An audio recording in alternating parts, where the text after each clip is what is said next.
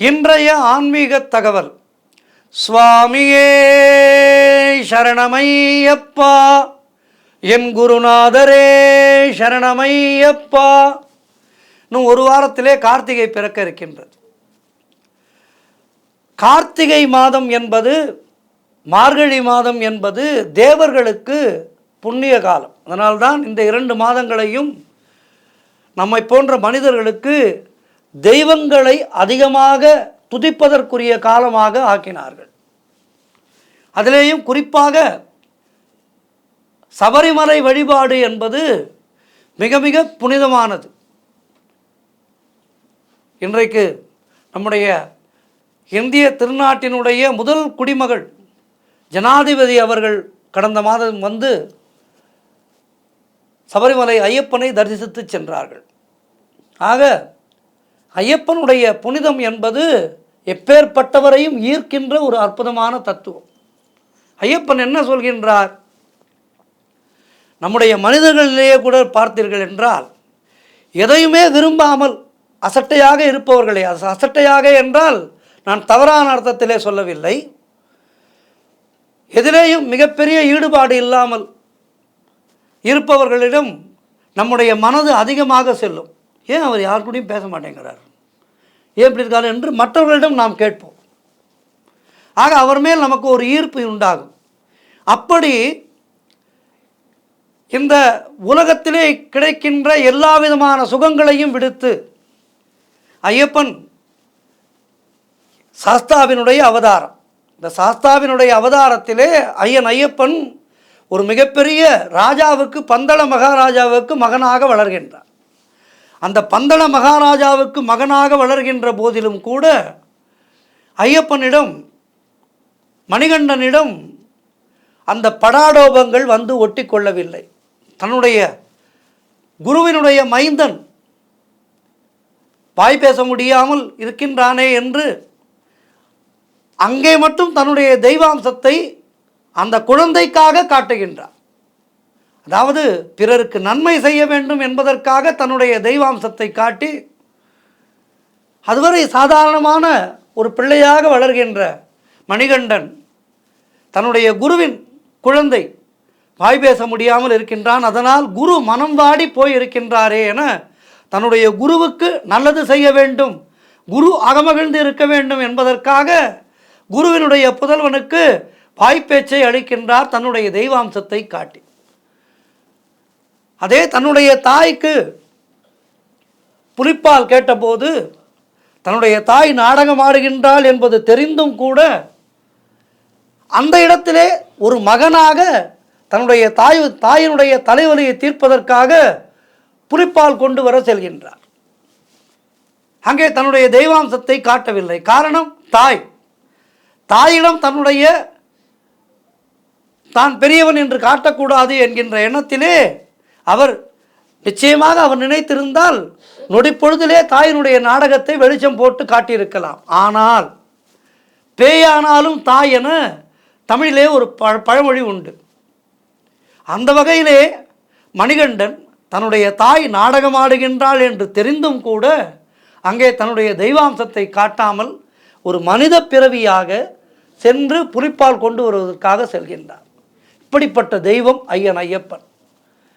அந்த ஐயப்பனிடத்திலே நாம் முறையாக விரதம் இருந்து சென்று அவனிடம் என்ன கேட்டாலும் கொடுப்பான். நாம் செய்ய வேண்டியதெல்லாம் முறையான விரதம் மட்டுமே. இன்றைக்கு இருக்கின்ற காலச்சூழலிலே பக்தி என்பது எல்லோருக்கும் இருக்கின்றது, நான் யாரையும் குறை சொல்லவில்லை. ஆனால் இந்தந்த விஷயத்தை இப்படித்தான் செய்ய வேண்டும் என்கின்ற முறை இருக்கின்றது. சபரிமலை என்றால் அந்த 41 நாட்கள் விரதம் என்பது நிச்சயமாக இருக்க வேண்டும். ஆனால் ஒரு சிலர் என்ன செய்கின்றோம், 15 நாட்கள் விரதம், ஒரு வார விரதம், 3 நாள் விரதம் என்றெல்லாம் எடுத்துக்கொள்கின்றார்கள். இது தவறு. நம்மால் முடிந்தால் ஒரு மண்டல விரத காலம் இருந்து ஐயப்பனை தரிசிக்க வேண்டும். அப்படி தரிசிக்கும் போது நம்முடைய வேண்டுதல் என்பது பூர்த்தியாகும். ஐயப்பன் மோனத்தவத்திலே இருந்தாலும் நம் ஒவ்வொருவருடைய எண்ணங்களையும் அவர் அறிவார். ஆகவே இந்த விரத காலம் என்பதை குறைப்பதற்கான தகுதி நமக்கு கிடையாது. அது ஐயப்பன் போட்டு வைத்த ஒரு விதி. ஐயப்பன் போட்டு வைத்த விதியை ஐயப்பனை காண செல்கின்ற நாம் மீறலாமா? ஆகவே ஒரு மண்டல கால விரதம் என்பது மிக மிக முக்கியமானது. இன்னொன்று, மிக அதிகமாக நம்முடைய சக்திக்கு மீறி பணம் செலவு செய்து கன்னி பூஜை வைக்க வேண்டும் என்ற அவசியம் இல்லை. ஐயன் ஐயப்பன் ஆடம்பரங்களையோ ஆரவாரங்களையோ விரும்பவில்லை. சக்தி இருந்தால் செய்யலாம். எத்தனை பேருக்கு வேண்டுமானாலும் அன்னதானம் செய்யலாம். உங்களிடம் அதற்கான நிதி வசதி இல்லை என்றால் பூஜை நடக்கின்ற இடங்களிலே கலந்து கொள்ளுங்கள். பூஜைக்கு பானகம் கரைப்பதற்கு வெல்லம் வாங்கி கொடுங்கள். வெல்லமும் ஏலக்காயும் வாங்கி கொடுங்கள். வெல்லமும் ஏலக்காயும் நீங்கள் வாங்கி கொடுக்கும்போது பானகத்திலே அது கரைவது போல உங்களுடைய கர்ம வினைகள் கரையும். எனவே எந்த ஒரு பூஜையாக இருந்தாலும் அந்த பூஜைக்கு வெல்லம் வாங்கி கொடுங்கள், ஏலக்காய் வாங்கி கொடுங்கள் சிறிதளவு.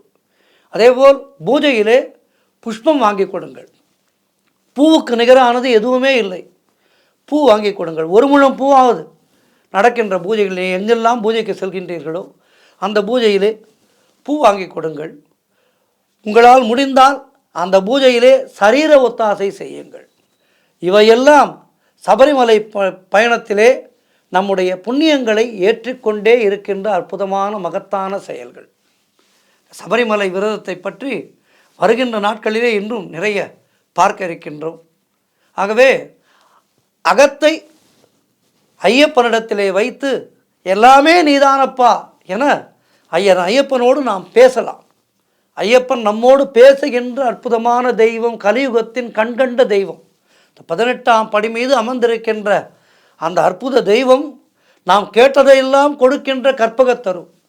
ஆகவே ஐயப்பனுடைய விரதத்தை சரியான முறையிலே அனுஷ்டித்து அவனை தரிசித்து வாழ்விலே எல்லா வளமும் நலமும் பெறுவோம். அம்பலம் சென்று அழகனை கண்ட பின் என் பலம் என்று எதுவும் இல்லை, என் குலம் காக்க அவன் துணை இருக்க எனக்கில்லை மனக்கவலை. மனக்கவலை என்பதே அந்த சபரிமலை ஐயப்பனை கண்டவர்களுக்கு கிடையாது. இதை நாம் நன்றாக உணர்ந்து ஐயப்பனை தரிசித்துட்டு வந்தால் நம்முடைய வாழ்க்கை என்பது அற்புதமானதாக இருக்கும். சுவாமியே சரணமையப்பா, சுவாமியே சரணமையப்பா, சுவாமியே சரணமையப்பா. நன்றி, வணக்கம்.